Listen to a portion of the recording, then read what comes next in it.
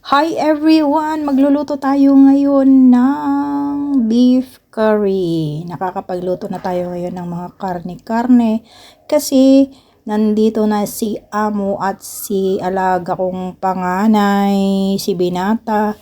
So, watch until the end guys. Maraming salamat. Thank you so much to all na manunood. So, yan guys. Start na tayo. Where to begin. Ayan. Unahin natin ang pampakulay.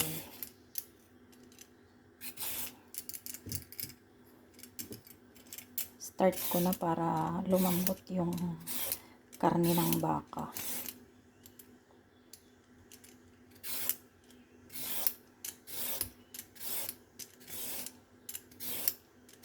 Ayan. Then,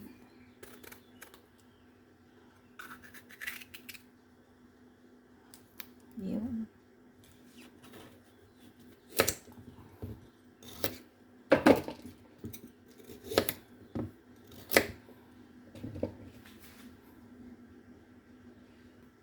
So, kahapon guys, inubos ni Among lutuin ang aking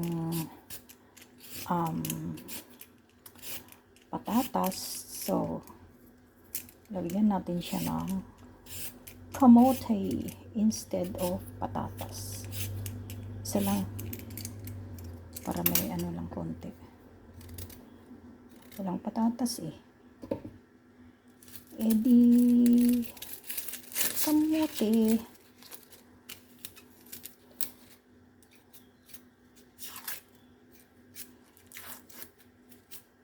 Diba? Siyempre, luya. Huwag nyo yung pansinin yung aking kuko. Dahil ang aking kuko ay may nangyari na hindi ko alam. Kaya tinanggal ko yung kanyang kuko. So, anuhin din natin ng konting garlic. Tuloy ang ligaya.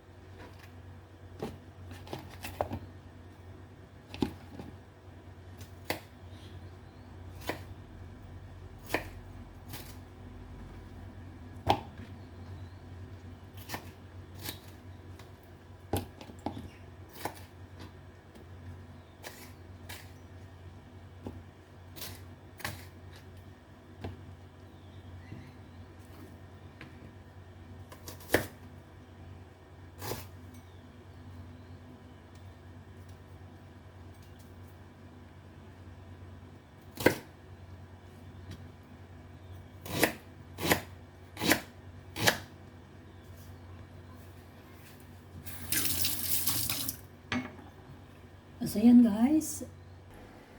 Ayan, ready na ang ating mga ingredients. At iyan na po yung ating baka. Karne ng baka.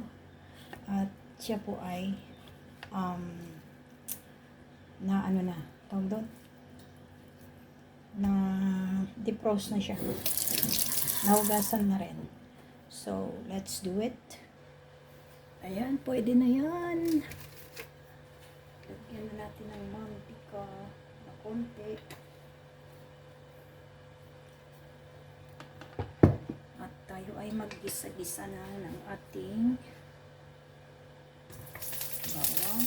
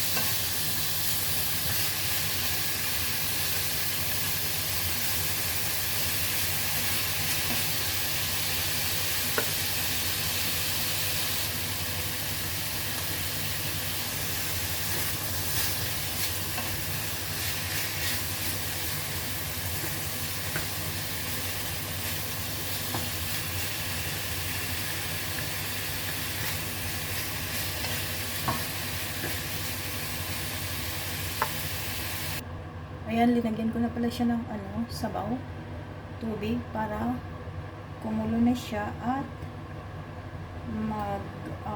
maluto yung karne. Kumukulo-kulo na. At ayan. Ayan na yung sitwasyon.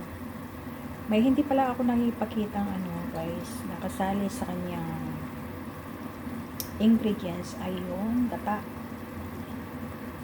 Lagyan ko siya ng gata guys. Ito talaga yung brand ng gata na ginagamit ko. Sa kakanin or sa luto is ito po yung ginagamit ko. At saka yung creamy na ginagamit ko sa ito rin yun. Yan. So yan na po yung patatas. Ang kamote pala. Ano siya? Kamote, hindi yan patatas. So this is it. Pansit. Ginawin na natin lahat.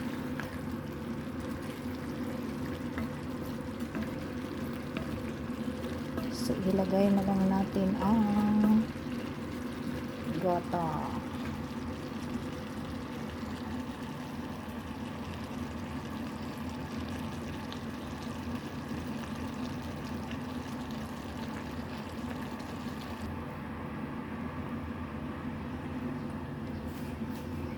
Ilagay na natin yung gata.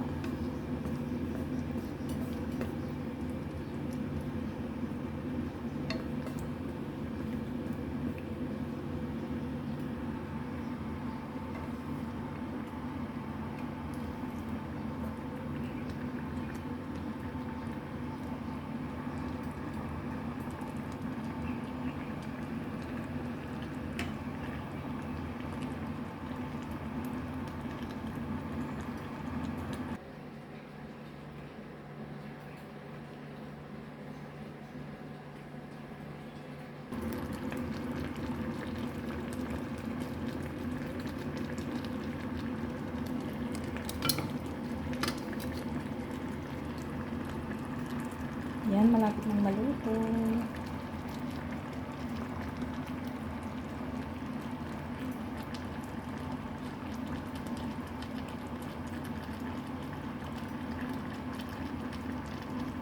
Wait lang natin na